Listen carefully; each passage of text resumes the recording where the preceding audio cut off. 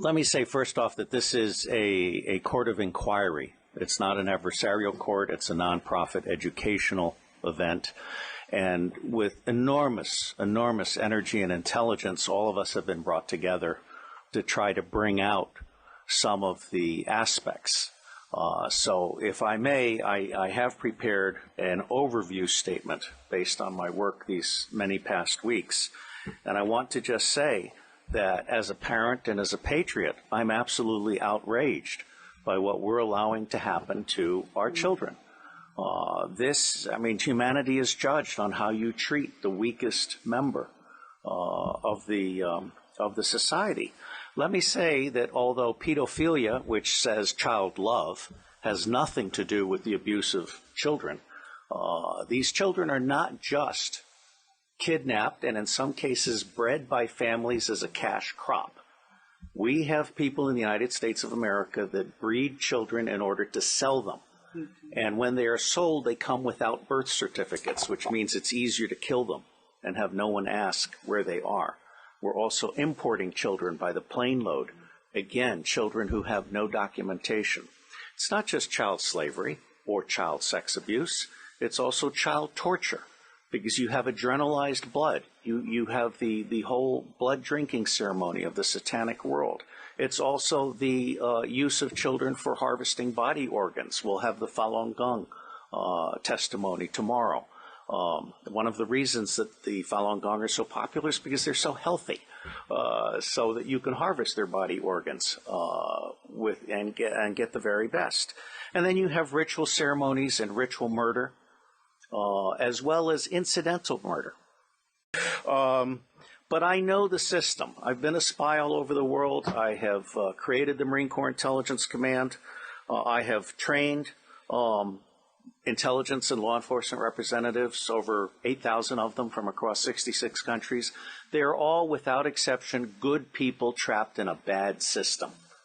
And one of the most wonderful things that this court could achieve, now that we've had Pizzagate, for example, which opened people's mind, is we could achieve an opening of the public mind and an absolute imperative from the public to governments, including the U.S. government, which I think is the center of gravity in so many ways. I have found in my research and preparation for this court and all of the work that will follow that most organizations that end up being used to prey on children, Oxfam is a recent example, all of the United Nations organizations, the Boy Scouts of America, all of the child services agencies across the United States of America, they did not start out as organizations to prey on children, but they attract pedophiles. And ultimately, pedophiles end up rising in the ranks and controlling those organizations, so that an organization that initially started out in the service of children becomes an organization that is in fact hunting children. And one of our distinguished commissioners has written an absolutely wonderful book called Child Hunters, which I recommend to all of you as a brief on this. Now, it's not my working assumption, but the working assumption yet to be proven that the totality of the children disappearing worldwide is toward 8 million people, toward 8 million children. In the United States of America, the acknowledged number, not counting the children being bred without birth certificates, not counting the children being imported without documentation, is between 600 and 800,000 a year. Now imagine Africa and East Asia and all these other locations. I personally believe that the number we want to try to document is rising well beyond the official figures, and we have yet to learn what the actual number is. Okay? The other working assumption is how long do these children survive within this system? What I am hearing from the witnesses that I've talked to is 2 years. It may be longer. It may be 4 years. It may be 6 years. But by and large, these children are so abused. I mean, we're talking rapes by the hour and so forth, that they reach their expiration date within 2 years. And then they're murdered with impunity, or they're ritually murdered if that's what they've been bred for. So I think we need to document this. No one else has done this before in a systematic manner. This commission is rendering a signal service by seeking to do an overall view in the public interest. This will be a massive, massive undertaking.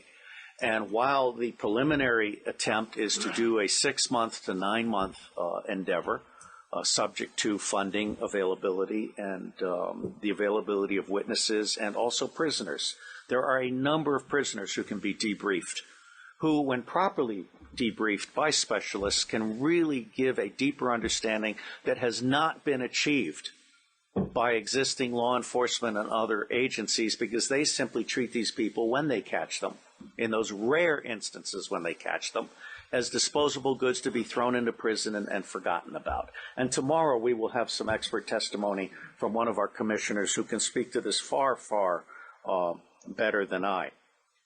William Binney is my counterpart. He is for NSA what I am to CIA, which is to say, he is saying, as I am saying, that we can delete 70% of our respective organizations and put the other 30% to work. But Binney is also the author of Thin Thread, which is a way of doing deep discovery in unstructured databases and the internet.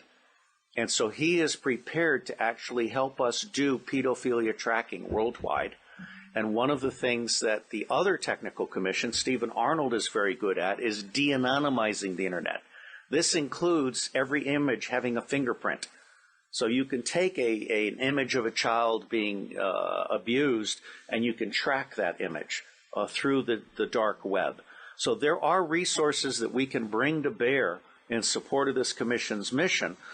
My favorite technical commission is Arno Reuser from the Netherlands, who is a master librarian. He is so good that when the Dutch intelligence community realized it didn't know enough about the world, they recruited him to create the Open Source Intelligence Center for Dutch intelligence. And as with the endeavors that I helped create in the United States, and in fact for Scotland Yard, very quickly people found out that they could get 40 to 60% of what they knew very cheaply using open sources of information. That's not what government intelligence agencies do today.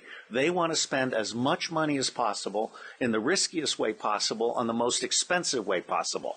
They're not actually there to do decision support or answer questions. So I believe that Arno Reuser is capable of creating the world's first digital library on pedophilia. And this would be a multilingual library to include local dialects. And it would be a library that would then end up being what we call a magnet for walk-ins. We want to have a very professional ingestion system so that people can volunteer to provide expert witness to the thing, or they can volunteer to offer up their papers. There are a number of pedophiles now who are actually ready to turn over their diaries. All right, so I think we're actually doing something really, really huge. My final comment. The center of gravity for taking down the deep state. Pedophilia is both the induction glue. Pedophilia is how the deep state recruits and controls people. It is also the Achilles heel of the deep state. I believe that once the public realizes that the government is not protecting their children at a scale of vulnerability that we can articulate, then everything else about the government is called into question. All right? So for me, this is a truly righteous endeavor. And I will end by saying that as much good as it might do to get the British angry, for me, the center of gravity for change is the American public.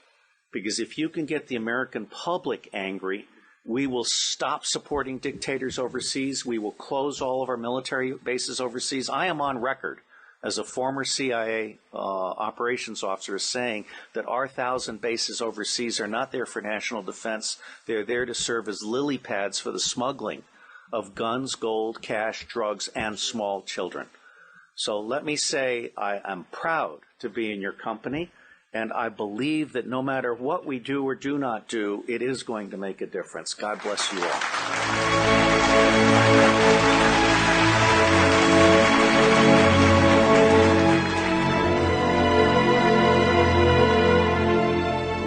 We are the power behind the ITNJ.